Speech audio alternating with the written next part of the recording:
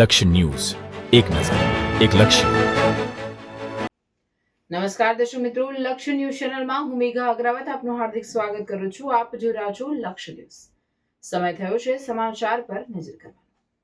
કલોલમાં PSM hospital ખાતે 20 બેડના અદ્યતન dialysis સેન્ટરનું લોકાર્પણ. પીએમજે યોજના હેઠળ દર્દીઓને મળશે વિનામૂલ્યે સારવારની સુવિધા. કલોલ શહેરની અગ્રણી પીએસએમ હોસ્પિટલ ખાતે આજે અદ્યતન ટેકનોલોજી અને આધુનિક આરોગ્ય સુવિધાઓથી સજ્જ 20 બેડ ધરાવતા નવા ડાયાલિસિસ સેન્ટરનું ભવ્ય લોકાર્પણ કરવામાં આવ્યું હતું. આ નવી સુવિધા કલોલ શહેર તેમજ આસપાસના ગ્રામ્ય વિસ્તારોના કિડની રોગગ્રસ્ત દર્દીઓ માટે આશીર્વાદરૂપ સાબિત થવાની આશા વ્યક્ત કરવામાં આવી છે.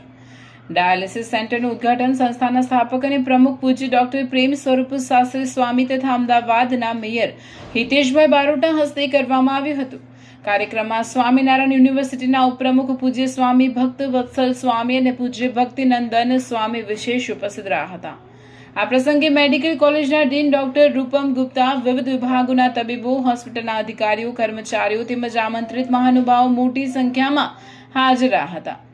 કલોલ શહેર ભાજપ સંગઠન પ્રમુખ જીતેન્દ્રભાઈ પટેલે પણ કાર્યક્રમમાં હાજરી આપી નવા ડાયાલિસિસ સેન્ટર માટે શુભેચ્છાઓ પાઠવી હતી.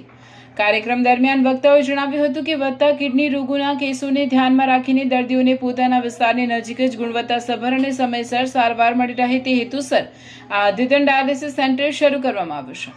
સેન્ટરમાં આધુનિક ડાયાલિસિસ મશીનો, અનુભવી નેફ્રોલોજિસ્ટ, તબીબો અને પ્રશિક્ષિત નર્સિંગ સ્ટાફ દ્વારા દર્દીઓને શ્રેષ્ઠ સારવાર પૂરી પાડવામાં આવશે. ખાસ કરીને કેન્દ્ર સરકારની પ્રધાનમંત્રી જન આરોગ્ય યોજના હેઠળ પાત્ર દર્દીઓને વિનામૂલ્યે ડાયાલિસિસ સારવાર ઉપલબ્ધ કરાવવામાં આવશે, જેના કારણે આર્થિક રીતે નબળા વર્ગના દર્દીઓને મોટી રાહત મળશે અને અમદાવાદ સહિતના દૂરના શહેરોમાં સારવાર માટે જવાની જરૂરિયાત ઘટશે. હોસ્પિટલ સંચાલકોએ જણાવ્યું હતું કે ડાયાલિસિસ સેન્ટર 24 કલાક કાર્યરત રહે તે માટે જરૂરી વ્યવસ્થા ઊભી કરવામાં આવશે. દર્દીઓની સુવિધા અને સુરક્ષાને પ્રાથમિકતા આપીને તમામ આધુનિક આરોગ્ય ધોરણોનું પાલન કરવામાં આવશે.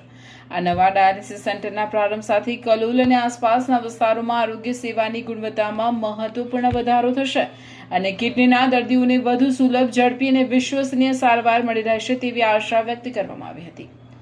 લક્ષ્ય ન્યૂઝ, સંજય નાયક.